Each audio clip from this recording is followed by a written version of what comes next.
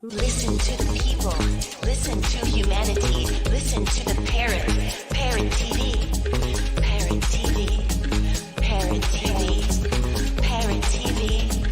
Parrot TV. Parrot. Listen to the people. Listen to humanity. Listen to the Parrot. Parrot TV. Hi, I am Dustin Pickering from Parrot Literary Corner. You know me, your noble and honest host, and I've got exciting news for you. Last anthology, Series 1, The Literary Parrot, did such a great job. We want to continue to provide this community service to our viewers and to our contributors to the program. So please get up and get a copy immediately. You know, if you're in this book, you want to get a copy. If you're not in the book, you want to get a copy and see what we're doing. You want to be excited with us. We want you on this program, and we hope to see you sometime soon on The Literary Parrot. You have to get your hands on this copy. It's amazing. It's an absolutely beautiful anthology meant just for you. Our past guests have been invited back to contribute yet again to this Series 2. We do this quarterly anthology. We will be doing this after our 200 episode milestone. As of this last quarter, we reached 200 episodes, and past that, get up and get a copy immediately. This is the only TV show on earth for creative writers, and our guests are amazing. They're also community activists building from the ground up. This program is for everybody out there who is a creative mind. Order several copies if you can and donate to local libraries. Give them to your friends, cousins, fans, supporters, anybody that you think loves poetry. And it's not just poetry in this book.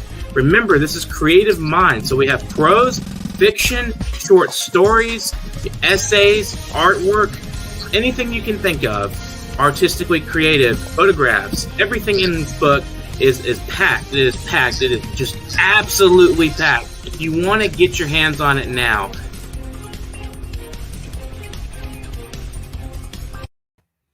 Hey, good morning, fellas and ladies out there. It's Dustin Pickering, your noble and honest host at World Inkers Network. Welcome to episode 240. Today we have Purbasha Mondal. She is a bilingual poet from Calcutta, India. She was born in 1994. She works as an assistant professor of English at Saltora Nadalji Sanitary College, affiliated with Bankura University. She has topped it in a BA, first class first, from Rabindranath Bharati University. She has completed her MA from the University of Calcutta. She was felicitated by world-famous critic Professor Bill Ashcroft in 2020. She has received Wingrove Academic Excellence Award in 2020, International Global Award 2021, Education Excellence Award 2021, Humanitarian and Peace Award, Social Activist of the Year Award, International Women's Day Achiever Award 2021, Honorary Doctorate Degree, Honorary High Degree, Dr. B.R. M. Bedecker 130th Birthday Anniversary Memories Award 2021, etc. She has contributed to various national and international anthologies. She writes in English and Bengali.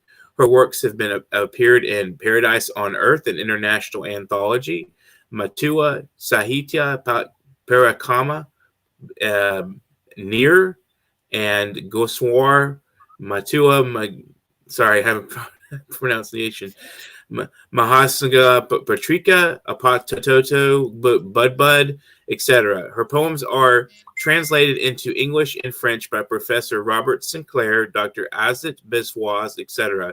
She is invited to recite her poetry in various literary associations in India. She worked as a human rights advisor.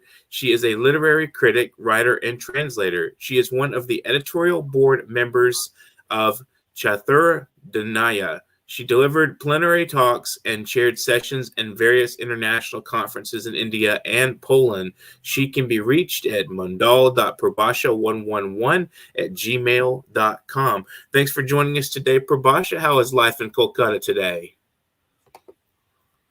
I'm good, and Happy New Year to all of you. So how are you? Doing pretty good. So tell us a little bit about your adventures in literature. Like, when did you start taking interest in poetry and writing, and so forth. What was the impetus there? What promoted, made you feel like you could be a place of belonging there? Actually, my mother, she's also a poet, and Mm-hmm. she works as an assistant professor of Bengali at Barakpur Rashtrabhushendranath College in West Bengal, India. So she is my inspiration. And when I was, I was in KG2, I started writing, and my first uh, story was in Bengali. And when I was a child, I wrote a lot of poems, uh, drama, and two short stories. So I'm really thankful to my mom because she is my inspiration. Did you have any particular writers that you were drawn to when you were young? Yes, I love T.S. Eliot's works. I love T.S. Eliot's poems. I teach T.S. Eliot's poems, and I really love. I really love him, and that is why I'm fond of some French poets like Baudrillard, Mm-hmm. uh, Paul Valéry. Though I have read them in translation because I don't know French. Oh So I yeah. think French poets, they're great. Mm-hmm. So do you read them in English or do you read them in Bengali? I read the English translations. As I have already told you, I don't know French, but Mm-hmm. yes, I want to learn that language very much actually, because the French poets are best, I guess. So when did you become interested in the French poetry? When I started reading T.S. Eliot's works, when I started reading and exploring T.S. Eliot poems, I was really fascinated by him, and along with his inspirations, like I Mm-hmm. mentioned, Baudrillard, Paul Valéry, but they're great.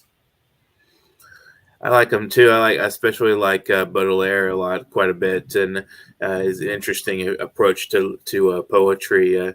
So, Yes. when was your first story published or first poem published, and how did you feel about when it was published?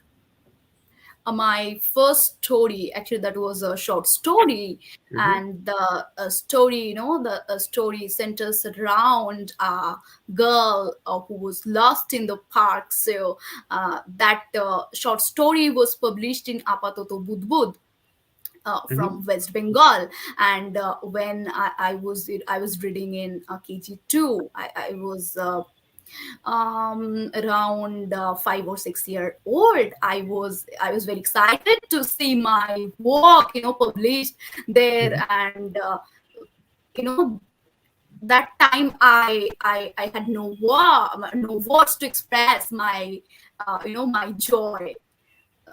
I can say that. Mm-hmm.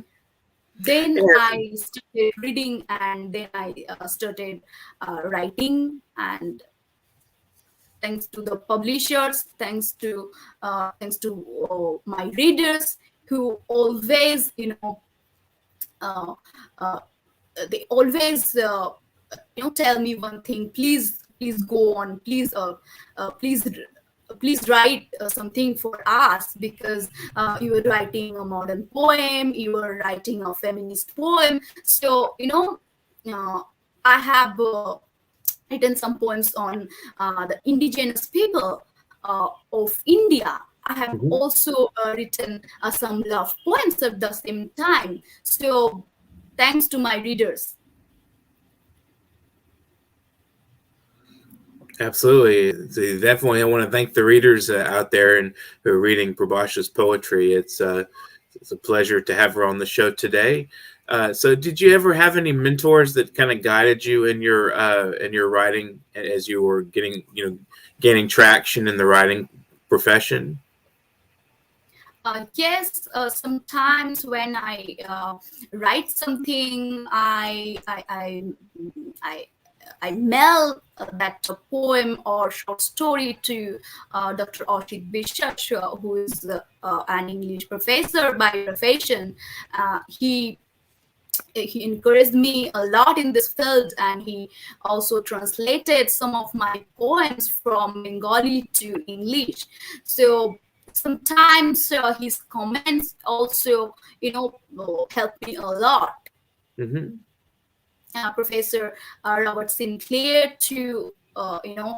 He sometimes he requested me to to send some of my poems.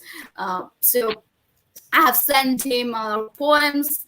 Uh, uh, he's read these poems, and he enjoyed that. And he told me, "I'm going to translate this poem from Bengali to English. I'm going to translate these poems from English to French, from Bengali to French." Yes, but I don't know French language, but I know English language. So when Professor Robert Sinclair translated some of my poems, he showed me, because some Bengali words, he's not familiar with some of Bengali words. So he showed me, while translating. Interesting. So, you're planning to learn French? Do you anticipate actually you want to learn the language yourself? Actually, I'm an English professor. So, Mm-hmm. when I did my master's from University of Calcutta, so some professors who taught French, in some institution in Kolkata, they came, and they said a lot of things. So I was, that time, as a university student, I was very excited, and I was like, I need to read, this language, French. This is absolutely, amazing, and it would be an amazing experience. But then I got my job, and I'm stuck in my job. So now I'm teaching, I'm reading, I'm chairing, I'm doing my, a lot of things, a lot of academic things. I'm presenting my papers. I'm delivering my plenary talks in Poland, in India. So Mm-hmm. in that way, my life is going on. Very So busy that's why, academic life. I didn't find enough time to learn this beautiful language, French language. So, how would you define your poetry? I mean, what is there a tradition that you fall into, or do you write formal poetry, free verse? Uh, I basically write in free verse, Mm-hmm. as you have seen my poems, because I don't believe in restrictions. And uh, I find poetry, as a tool, as a powerful tool of resistance. And Mm-hmm. as a woman, I can find that, through poetry, I can express myself better. I can express my joys, as well as I can express my sorrows, my pains, through my poetry. So Mm-hmm. this is, kind of revolt kind of thing sometimes, because in poetry we can say a lot of things which uh, which were never uttered. Right. So, do you think that expressing emotion through poetry is a kind of revolution in and of itself? Yes, of course, because I'm a Dalit poet. So I think I'm the first person here. I'm from a Dalit community, and I think I'm the first Dalit woman here, who is interviewed by you. So Mm-hmm. as a Dalit writer, I find my works, you know, uh, as a, as a revolutionary tool, Mm-hmm. because sometimes we face and we see a lot of violence, but nobody, nobody is bothered about that. But in my poetry, I can mention that incident in a poetic way. So Mhm. so that's a kind of resistance, that's a kind of Yeah. protest you'll find in my poetry. So that is unique in my poetry, I guess. I'm just wondering if for those that are they're not familiar with daylit, what does that mean? Sorry. What is daylit? What for those that are in the audience that don't know what that means? Can you define Okay. that for us? In USA, you will find Black Americans, you will find Black narratives. So they they sometimes say that they're oppressed, and like them, the Dalit writers, uh, Dalit writers, they assert their identity, and they're marginalized, they're oppressed, so they are not given a proper space to to assert their identity. So the Dalit writers, they write their anguish, their suffering, their pain through their writing. So it's very much sort of like a parallel to the That African means American experience. crushed, that means uh, Hmm. uh, they're deprived, they're Right, oppressed, they're marginalized. right. So the daylight experience is parallel to sort of the African American experience. Yes, Black American experiences. Yeah. Right. So where do you see yourself in, say, I don't know, 5 to 10 years as an academic? Sorry. Where do you see yourself maybe like 5 to 10 years from now as an academic? What kind of a goals do you have for yourself as a both a poet and writer and an academic? Um, Actually, since my childhood days, I'm writing a lot of genres. You can say that. So when I'm writing my poetry, it's a it's a kind of a personal thing, also impersonal. But when I'm teaching in Shaltoranathi Centenary College affiliated to Bakura University, my job is different. I'm going to teach a poem by T.S. Eliot, to my students. So they're my listeners. They're my I'm the speaker there, and they're the active, listeners. So this is the main difference I find. As a poet, I have a lot of things to say, and I have liberty, a poetic freedom I have. But when I'm going to teach a poem by Shima Sini, Mhm. I'm going to teach Hini's point of view. I'm going to teach my point of view. I'm going to teach this critic's point of view, though that critic's point of view. So Mhm. there lies the difference.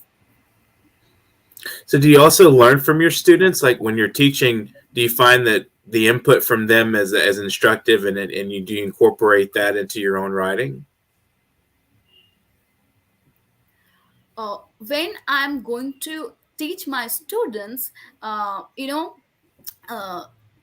they uh, they're very attentive in their classes, and Mhm. of course they love to they love to listen my lectures, as well as they enjoy to read my poetry. And sometimes uh, I organize a poetry session for my students, and I encourage them to write. I encourage them to write poetry. I encourage them to write short story. So where did you hear about World Inkers Network? That's a question that I was wondering. Like you must have heard about us from somewhere. Yes, Mutiu invited me to Mhm. this, beautiful platform of World Inkers Network, and I'm very glad to be a part of this, this wonderful, this beautiful platform. So, thanks a lot to Mutiu, and I'm grateful to uh, you too. It's wonderful. So we're going to take a brief break, and this is World Anchors Network. Today we have Purbasha Mondal, and we're just going to take a brief break. So keep watching World Anchors Network. I'm at that age where I appreciate every sunrise, sunset, and all the hours in between. The age that causes me to notice the rhythmic timing of each breath. A reminder to thank God for granting me another day.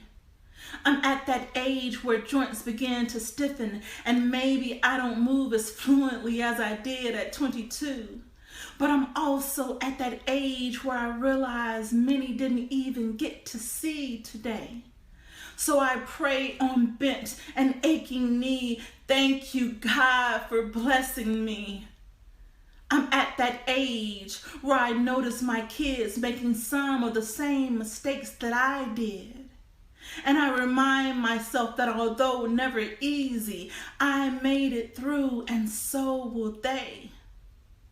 I'm at that age where I understand that money never buys true happiness.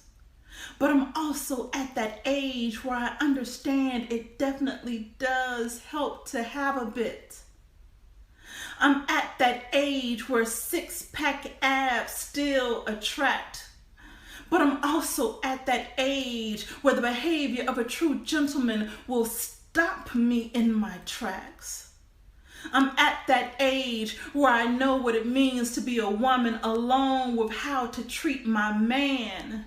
Beginning with listening as he explains what he needs from me. You see, there may be many similarities, but all men are not the same. I'm at that age where I realize good things don't come to those who wait. They go to those who educate, plan, sacrifice, work, and repeat over and over and over again. I'm at that age where I appreciate spending time with family, whether we're on good terms or not.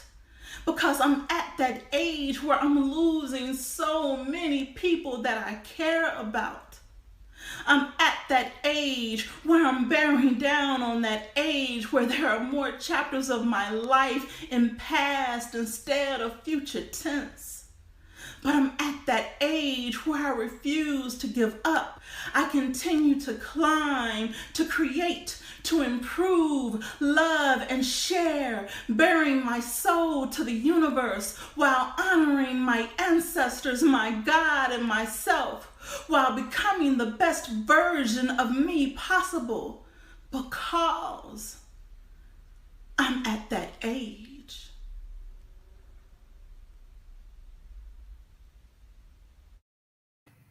That was I'm at that age with Dion Hunter. Thank you for sharing that spoken word performance. We're with Purbasha Mondal today, World Inkers Network. Thanks for joining us today, Purbasha.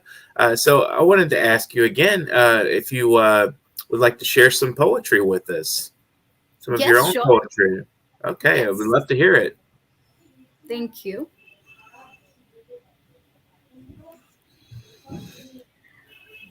Now I'm going to recite one of my poems entitled Matua. So, Matua is a community, Mhm. who, this people, this Matua people, they didn't have educational rights, religious rights. So they were marginalized. So, but they were,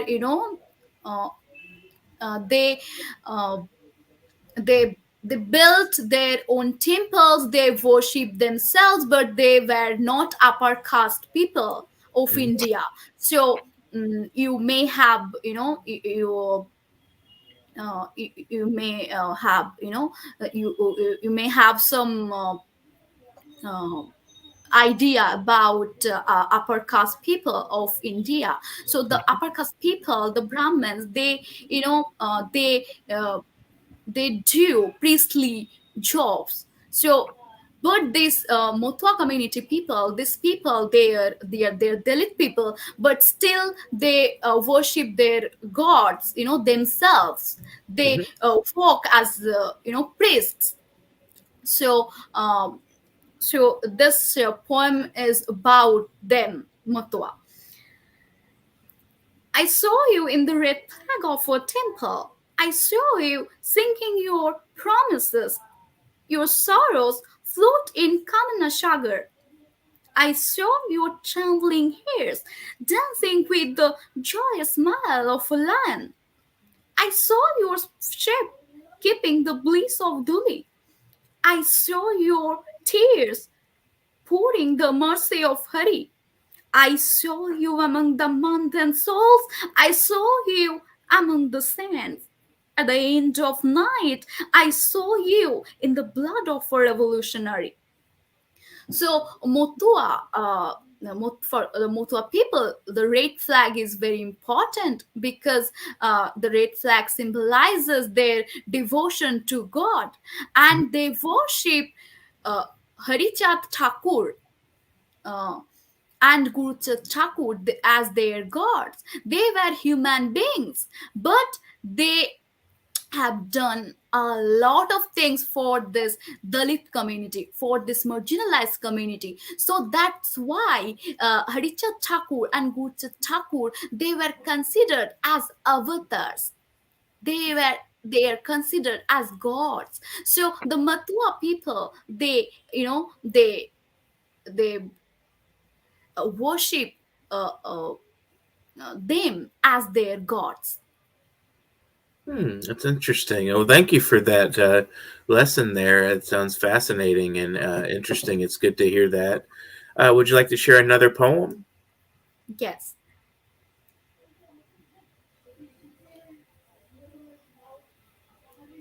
So Watching One this Network. Go ahead.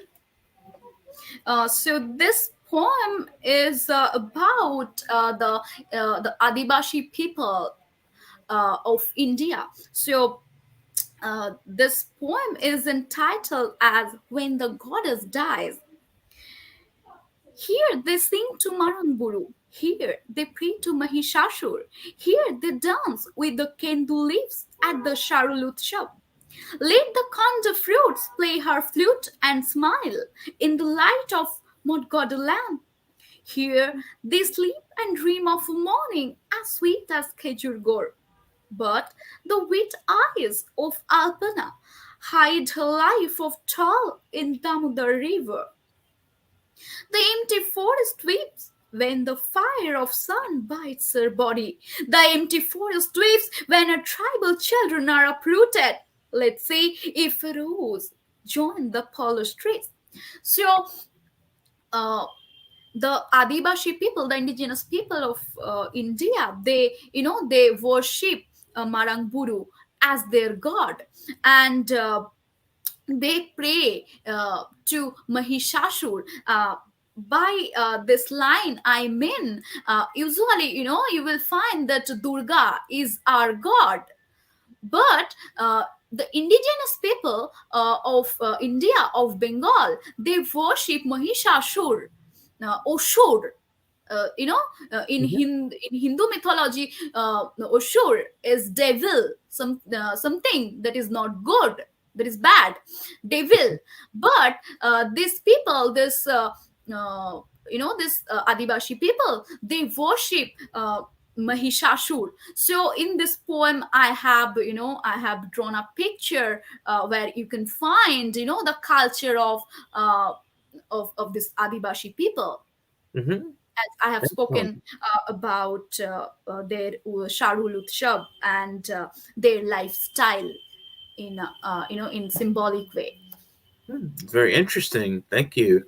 Would you like to read a poem in Bengali for us? Sure. Look forward to it. You're watching World Anchors Network, and I'm Dustin Pickering. If you haven't subscribed to our channel, please do right now. Hit that on YouTube. If you're watching at YouTube, if you're watching on Facebook, we'd love to hear what you have to say about us. So leave some comments. So are you ready, Purbasha? Yes. Excellent. Go ahead. So this is a Bengali poem. This is entitled as Ostitto. That means existence. Ostitto. সেদিন সন্ধ্যা গায়ে ধুলো মাখে আর কুয়াশার ঘামের গন্ধে আসে রাত্রির কুহেলিকা। কত সূর্যমুখীর বেসুরো সুর ফিসফিসিয়েছে হাওয়ার কানে কানে। কার স্পর্শে রাঙা হয়ে ওঠে গোলাপ তোমার বাগানে। মাঠে মাঠে কত ধানের শ্বাসের নিঃশ্বাস আটকে গেছে হাওয়ায় দুলে দুলে।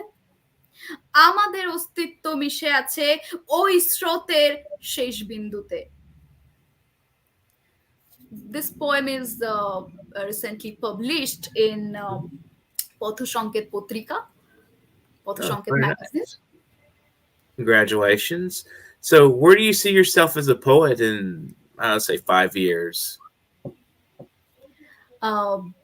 I haven't planned yet, but I'm reading a lot of poets from T.S. Eliot to this contemporary poets. I read French poets too. I read Bengali poets too. I love Bengali poems too. So now I'm just writing, and wish me good luck. Absolutely. As I want to be a successful poet. We'll keep publishing. So you also teach. I'm wondering, do you learn from your students as well? Yes, of course. Because sometimes when I'm teaching a novel by Jane Austen, or I'm teaching ELT to my students, they ask me a lot of questions. And while answering, I find that I have learned a lot of things from them, because they're asking some unique questions I haven't thought of. So yeah, that's really amazing, and thanks to them. That's great. It's always good to be asked a lot of questions, especially when you're not, somebody outside of you asks something that you may not have thought of yourself. It's really good to have an outside influence like that. What do you think is your greatest challenge as an academic? Mainly, when I'm teaching somewhere, I'm supposed to teach my students, but at the same time, I'm publishing my articles. I'm doing conferences. I'm presenting my papers in India, in Poland, in UK. So I think all these things, they're challenging, because when I'm going to deliver my plenary talk in an international conference in Poland tomorrow, this day, today, I'm teaching Pride and Prejudice. Tomorrow, I'll be delivering my talk in Poland. So, I have to publish my works. I have to publish my articles. I have to present my papers. I have to chair sessions in international conferences. Then you will get marks. Then you will get, then you will be promoted to associate professor. Now I am an assistant professor. So if you were doing this, you were doing this, you were doing all this, you will be promoted to next stage. You will be promoted to associate professor. So of course it's quite challenging.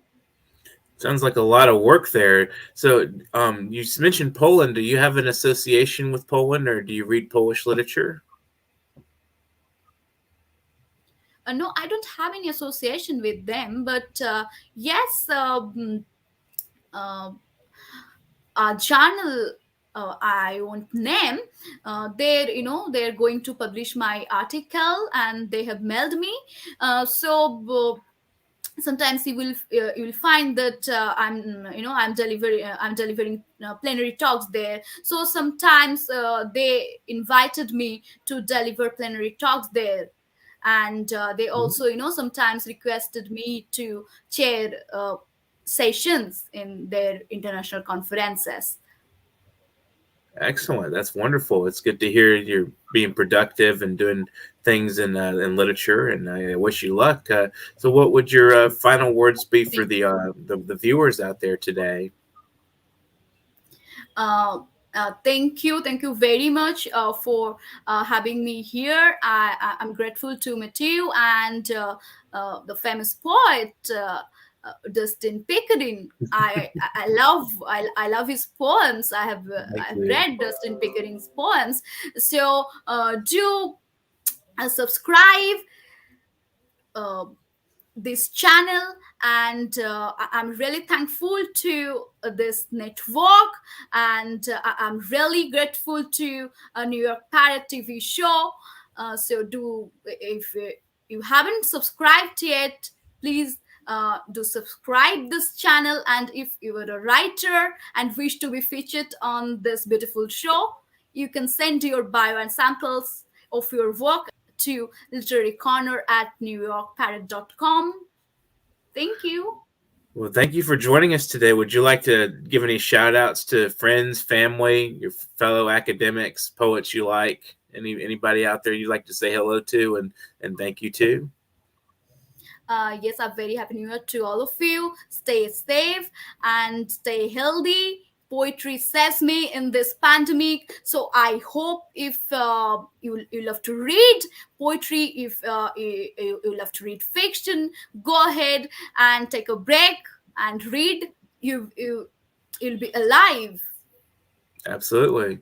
In this pandemic, and you survive this pandemic, in a wonderful way, as I have survived. Thank you.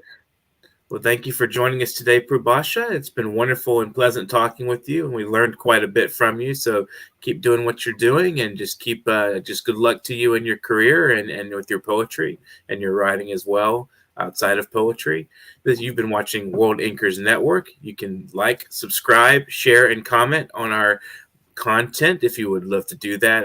We would definitely appreciate you. You can donate to us if you have a little extra money. We'd love donations. We absolutely love donations. You can do that at paypal.me/nyparrot. That's paypal.me/nyparrot, as you see there on the banner. If you'd like to be in touch with me or with the New York Parrot to submit work, to submit culturally and socially relevant work and writing on themes of today's political situations, anything you feel relevant to today's social and atmosphere, we'd love to hear from you.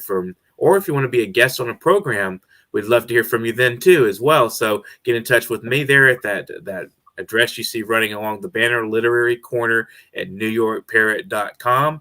You've been watching World Inkers Network. Subscribe. We're looking for 1 million subscribers. We are World Inkers Printing and Publishing. We'd love to hear from you. So thank you for joining us today on today's show. Again, we'd love your subscription to the channel. See the subscribe. You can subscribe right now to our YouTube, and you can watch previous videos at New York Parrot's World channel, and as well as the World Inkers Network channel.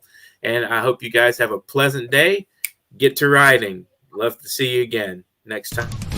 Hi, I am Dustin Pickering from Parrot Literary Corner. You know me, your noble and honest host, and I've got exciting news for you. Last anthology, Series 1, The Literary Parrot, did such a great job. We want to continue to provide this community service to our viewers and to our contributors to the program. So please get up and get a copy immediately. If you're in this book, you want to get a copy. If you're not in the book, you want to get a copy and see what we're doing. You want to be excited with us. We want you on this program, and we hope to see you sometime soon on The Literary Parrot. Listen to the people. Listen to humanity. Listen to the Parrot. Parrot TV.